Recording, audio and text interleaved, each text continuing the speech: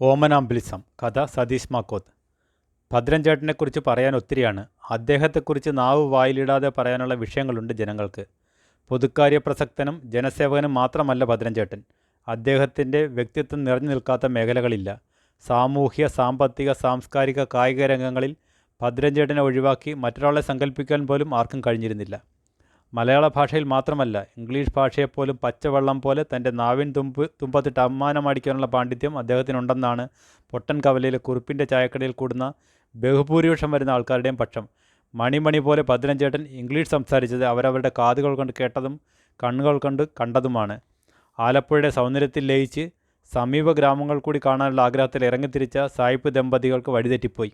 പത്രവായനയും അല്പസ്വല്പം പരദൂഷണവും വാർത്തകളെക്കുറിച്ച് ചൂടേറിയ ചർച്ചയും കൂട്ടത്തിൽ കട്ടൻ ചായയും നൂലുപാകിയ ബോണ്ടയും കഴിച്ച് കുറുപ്പിൻ്റെ ചായക്കടയിൽ സമയം പാഴാക്കിയിരുന്ന ബുദ്ധിരാക്ഷസന്മാരുടെ ഇടയിൽ വന്നുപെട്ട സായിപ്പ് ദമ്പതികൾക്ക് വഴി ചോദിക്കാൻ ആൾക്കാരെ കിട്ടിയെന്ന താൽക്കാല ആശ്വാസമുണ്ടായെങ്കിലും ഭാഷ ദഹിക്കാത്ത മൂപ്പിലാന്മാർക്ക് ലേശം അസഹ്യത ഉണ്ടാകുകയും ചെയ്ത സന്ദർഭത്തിലാണ് ഭദ്രൻ ചേട്ടൻ പ്രത്യക്ഷപ്പെട്ടത്.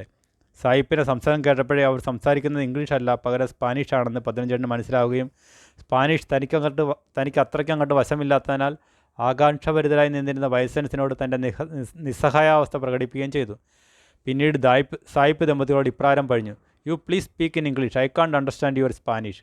ചടപട എന്നുള്ള ഇംഗ്ലീഷ് കേട്ട പ്രേക്ഷകരായ ചായകുടിയന്മാർ എണീറ്റിൽ നിന്ന് കൈയടിക്കുകയും സംഗതി പന്തികേടാണെന്ന് മനസ്സിലായ സായിപ്പ് ദമ്പതിമാർ കുട്ടൻചേട്ടൻ്റെ ഓട്ടോറിക്ഷയിൽ കയറി പറപിറക്കുകയും ചെയ്തു. സായിപ്പ് പോയ വഴിയിൽ പുല്ലുപോലും കെടുത്തിട്ടില്ല എന്നാണ് കുമാരൻ കണിയാൻ പറഞ്ഞു വരുത്തിയത്. വെള്ളിയാഴ്ച ദിവസങ്ങളിൽ ഭദ്രൻ ചേട്ടന് വീട്ടിലിരിക്കാൻ സമയം കിട്ടാറില്ല. ബാക്കിയുള്ള ദിവസങ്ങളിലും ഏറെക്കുറെ അങ്ങനെ തന്നെ. എങ്കിലും വെള്ളിയാഴ്ച ദിവസങ്ങളിൽ മറ്റ് ദിവസങ്ങളെക്കാൾ തിരക്കൽപ്പം കൂടുതലാണെന്ന് മാത്രം. അന്നാണ് രശ്മി കൊട്ടകയിലും വിദ്യാ തിയേറ്ററിലും പടം മാറുന്നത്. പുതിയ പടത്തിൻ്റെ പരസ്യപ്രഖ്യാപനം നടത്തുന്നതിനായി തിയേറ്ററുകൾ ഭദ്രൻ ചേട്ടൻ്റെ തെക്കോട്ടും വടക്കോട്ടും വലിയാണ്. ഭദ്രൻ ചേട്ടൻ്റെ സ്വരസൗകുമാര്യം തന്നെയാണ് ഇത്തരം ഒരു മത്സരത്തിന് പ്രധാന കാരണമായി തീർന്നിട്ടുള്ളത്. ഭദ്രൻ ചേട്ടൻ്റെ സ്വരത്തിന് റൗക്കയിട്ട് നടക്കുന്ന വല്യമ്മമാരെയും പൊട്ടിവിടരാൻ തയ്യാറായി നിൽക്കുന്ന തരുണിമണികളെയും മാത്രമല്ല, മുലോടി മാറാത്ത കുഞ്ഞുങ്ങളവരെ കൊട്ടകയിലെത്തിക്കാനുള്ള എന്തോ ഒരു ഇതുണ്ടെന്നാണ് കൊട്ടക മുതലാളിമാരുടെ പക്ഷം. വെള്ളിയാഴ്ചകളിൽ ഭദ്രൻ ചേട്ടനെ മയക്കി കെട്ടിയ കറുത്ത അംബാസഡറിൻ്റെ പുറകെ കുറഞ്ഞത് 1 കിലോമീറ്ററിലും സിനിമാ നോട്ടീസിനായി ഓടിയാണ് അപ്പുക്കുട്ടൻ തൻ്റെ കായിക പരിശീലനം തുടങ്ങിയത് തന്നെ. തന്നെ തികഞ്ഞൊരു കായിക താരമാക്കുന്നതിനപ്പുറം സിനിമയെക്കുറിച്ചുള്ള തൻ്റെ വിജ്ഞാനം വർദ്ധിപ്പിക്കാൻ ചെയ്തു പോന്നിരുന്ന ഭദ്രൻ ചേട്ടനെ കീഴേടുത്ത് ഓമനയുടെ വീട്ടുവാതുക്കലെ തെങ്ങയിൽ നാട്ടുകാർ പിടിച്ചു കെട്ടിവെച്ചിരിക്കുന്നു എന്ന വാർത്ത നടുക്കത്തോടെ അപ്പുക്കുട്ടനെ ശ്രവിക്കുവാൻ കഴിഞ്ഞുള്ളൂ. വർത്തമാന പത്രങ്ങൾ വായനശാല എത്തുന്നതിന് മുന്നേ തന്നെ വാർത്തകളുടെ തലക്കെട്ടുകളും തലേന്നത്തെ നാട്ടിലെ പ്രധാന വിശേഷങ്ങളും വെളുപ്പം കാലത്ത് തന്നെ വീടുകൾ തോറും കയറിയിറങ്ങി അറിയിച്ചു വന്നിരുന്ന സഞ്ചരിക്കുന്ന പത്രമായ ന്യൂസ് വർക്കി അടുക്കള വാതിക്കൽ വന്ന് അമ്മയോട് പറയുമ്പോഴാണ് അപ്പുക്കുട്ടൻ വിവരം അറിയുന്നത്. സംഭവം നടന്നിട്ട് 3-4 മണിക്കൂറായിരിക്കുന്നു പോലും. പൊതുജന സേവകനും നാട്ടുകാരുടെ ബഹുമാനീയനുമായ ഭദ്രൻ ചേട്ടനെ തെങ്ങിൽ കെട്ടിവെക്കുക എന്ന് പറഞ്ഞാൽ അപ്പുക്കുട്ടനൊന്നും മനസ്സിലായില്ല. അവൻ ഓടി കീഴെടുത്ത ഓമനയുടെ വീട്ടിലേക്ക്. കീഴെടുത്ത ഓമന താമസിക്കുന്നത് ലക്ഷം വീട് കോളനിയിലാണ്. ഭർത്താവ് രാമൻ ചെത്തുകാരനാണ്. രാമൻ ഉദ്യോഗം അങ്ങ് പാലക്കാടാണ്. മാസത്തിൽ 1-2 ദിവസം മാത്രമേ രാമൻ വീട്ടിലുണ്ടാവാറുള്ളൂ. ബാക്കിയുള്ള ദിവസങ്ങളിൽ രാമൻ പാലക്കാട് തെങ്ങുകളിലായിരിക്കും. അരുമ ഭാര്യ ഓമനയ്ക്കും മക്കൾ സീതയ്ക്കും സെൽവനും വേണ്ടി പാലക്കാടിൻ്റെ തെങ്ങുകളൊക്കെ ചെത്തി കള്ളെടുത്ത് ആ കള്ള അളന്ന് വിറ്റ് കിട്ടുന്ന കാശുമായി രാമൻ തിരിച്ച് വീട്ടിലെത്തിക്കഴിഞ്ഞാൽ പിന്നെ അവിടെ ഉത്സവമാണ്. ഉത്സവം കഴിഞ്ഞ് ആറാട്ട് നടത്തി രാമൻ മക്കളെയും പ്രിയ പത്നിയെയും ടാറ്റ കാണിച്ച് മടങ്ങിപ്പോകുന്ന രംഗം ഏത് കഠിനഹൃദയൻ്റെയും കരളലിയിപ്പിക്കാൻ പോകുന്നതാണ്. എല്ലാ ഗുണഗണങ്ങളും ദൈവം മനുഷ്യൻ നൽകുകയില്ലല്ലോ. സർവ്വഗുണസമ്പന്നനെന്ന് പറയാമെങ്കിലും ഒരു ചെറിയ കുഴപ്പം ഭദ്രൻ ചേട്ടനുണ്ടായിരുന്നു.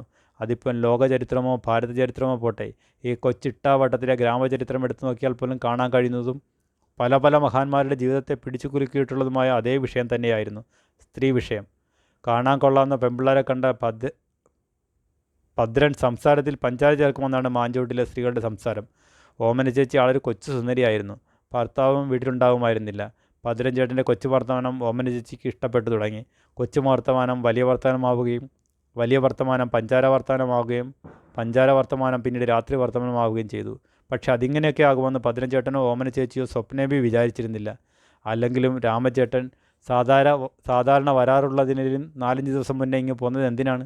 ഭാര്യയെയും മക്കളെയും കാണാൻ ഇരിക്കപ്പെടുന്നില്ലാതായിട്ടോ, അതോ ഏതെങ്കിലും ചാരന്മാർ പിന്നിൽ പ്രവർത്തിച്ചിരുന്നുവോ? സത്യം രാമചേട്ടന് മാത്രം അറിയാം. അന്നും പതിവ് പോലെ ഭദ്രൻ ചേട്ടൻ പാതിര കഴിഞ്ഞ നേരത്ത് ഓമന ചേച്ചിയുടെ വീട്ടിലെത്തുകയും കുറ്റിയിടാതിരുന്ന വാതിൽ തള്ളി തുറന്ന് അകത്ത് കയറുകയും ചെയ്തു. വാതിലിന് കുറ്റിയിടാതിരിക്കുന്നത് ഓമന തനിക്ക് വേണ്ടി ചെയ്തു പോരുന്ന ഗ്രീൻ സിഗ്നലാണെന്ന് അറിയാവുന്നതുകൊണ്ട് ഭദ്രൻ ചേട്ടന് സംശയിക്കേണ്ട ഒരു കാര്യവുമില്ലായിരുന്നു. മൂടി പുതച്ച് കിടക്കുന്നത് തൻ്റെ രോമാഞ്ചമാണെന്ന് കരുതി ഭദ്രൻ ചേട്ടൻ കുലുക്കി വിളിച്ചതോ രാമനെയായിരുന്നു. എന്തു ചെയ്യാം, വരാനുള്ളത് വഴിയിൽ തങ്ങയില്ലല്ലോ.